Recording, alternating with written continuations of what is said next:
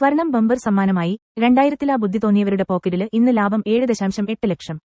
സ്വർണവിലയിലെ കുതിപ്പ് ആഭരണപ്രേമികളെ അക്ഷരാർത്ഥത്തിൽ ഞെട്ടിച്ചിരിക്കുകയാണ്. 2000-ൽ വെറും 3212 രൂപ പവന് വില ഉണ്ടായിരുന്ന സ്വർണമാണ് ഇന്ന് 81,150 രൂപയിൽ എത്തി നിൽക്കുന്നത്. ഒരു പവൻ കയ്യിൽ കിട്ടണമെങ്കിൽ GSTയും പണിക്കൂലിയുമെല്ലാം ചേർത്ത് പിന്നെയും കൊടുക്കണം ആയിരങ്ങൾ. ഇനി സ്വർണത്തിന്റെ പോക്ക് എങ്ങോട്ടാണ് എന്നതാണ് പ്രധാന ചോദ്യം. അതിനു മുൻപ് 2000 മുതൽ ഇങ്ങോട്ട് സ്വർണവിലയിൽ വന്നിട്ടുള്ള വർധനവ് ഒന്ന് പരിശോധിക്കാം. 2000-ൽ 3000 രൂപയുണ്ടായിരുന്ന സ്വർണവില 4000 തൊടാൻ പിന്നെയും എടുത്തു 5 വർഷം. 2025-ൽ 4550 രൂപയായിരുന്നു വില.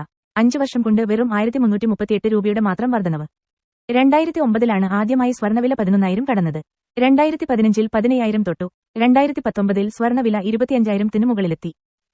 2020-ഓടുകൂടി സ്വർണവില 32,000-ത്തിലെത്തി, അതായത് കോവിഡിന് ശേഷം. ആ വർഷം സ്വർണവിലയിൽ 4,120 രൂപയുടെ വർധനവാണ് രേഖപ്പെടുത്തിയത്.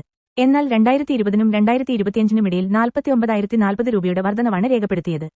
അതായത് 25 വർഷത്തിനിടെ ഏകദേശം 77,828 രൂപയുടെ വർധനവ്. 2000-ൽ 10 പവൻ സ്വർണം വാങ്ങിയിരുന്നെങ്കിൽ ഇന്ന് ലാഭം 7.8 ലക്ഷം വരെ. പേടിക്കുകയേ വേണ്ട, ഇനിയും മുകളിലേക്ക്. സ്വർണവില ഇനിയും കത്തിക്കേറുമെന്നാണ് അനലിസ്റ്റുകൾ പ്രവചിക്കുന്നത്. ആഗോള ഭൗമരാഷ്ട്രീയ സാഹചര്യങ്ങൾ സ്വർണവിലയിലെ വൻ കുതിപ്പിന്റെ സൂചനയാണ് നൽകുന്നതെന്ന് ഇവർ ചൂണ്ടിക്കാട്ടുന്നു.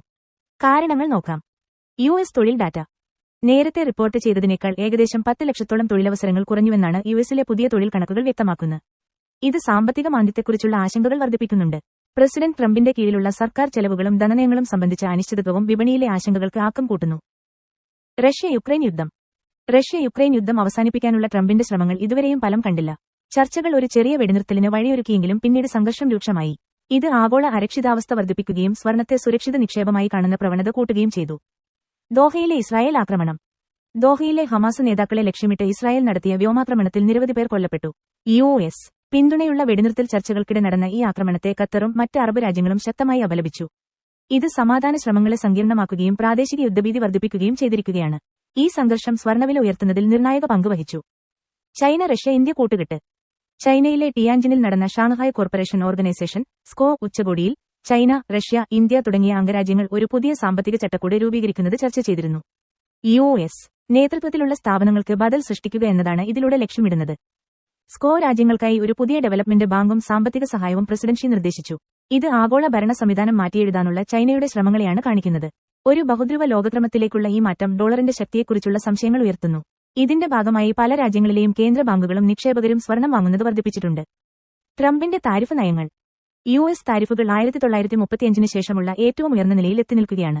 ഇത് ഉപഭോക്തൃ വില വർദ്ധിപ്പിക്കുകയും കുടുംബ വരുമാനം കുറയ്ക്കുകയും തൊഴിലില്ലായ്മ കൂട്ടുകയും ചെയ്തു. സാമ്പത്തിക സമ്മർദ്ദം മാന്ദ്യ ഭയമുയർത്തി, സ്വർണത്തെ കൂടുതൽ ആകർഷകമാക്കി. ദുർബലമായ തൊഴിൽ ഡാറ്റയും ഉയർന്ന പണപ്പെരുപ്പവും കാരണം സെപ്റ്റംബർ 17-ന് ഫെഡറൽ റിസർവ് പലിശ നിരക്കുകൾ കുറക്കുമെന്നാണ് പ്രതീക്ഷിക്കപ്പെടുന്നത്. 25 പോയിന്റ് കുറക്കാനാണ് സാധ്യതയെങ്കിലും 50 പോയിന്റ് വരെ കുറച്ചേക്കുമെന്ന പ്രവചനമുണ്ട്. പലിശ നിരക്ക് കുറയുന്നത് സ്വർണത്തിന് കൂടുതൽ ആകർഷകത്വം നൽകും. ഇന്ത്യയിലും ചൈനയിലും സ്വർണത്തോടുള്ള സാംസ്കാരിക ബന്ധങ്ങളും അനുകൂലമായ നിയമങ്ങളും കാരണം ഉപഭോക്തൃ ആവശ്യകത വർദ്ധിച്ചുവരുന്നുണ്ട്. വിവിധ വിപണി സാഹചര്യങ്ങളിൽ സ്വർണത്തിനുള്ള ശക്തമായ ആകർഷണം ഇത് എടുത്തു കാണിക്കുന്നുണ്ട്.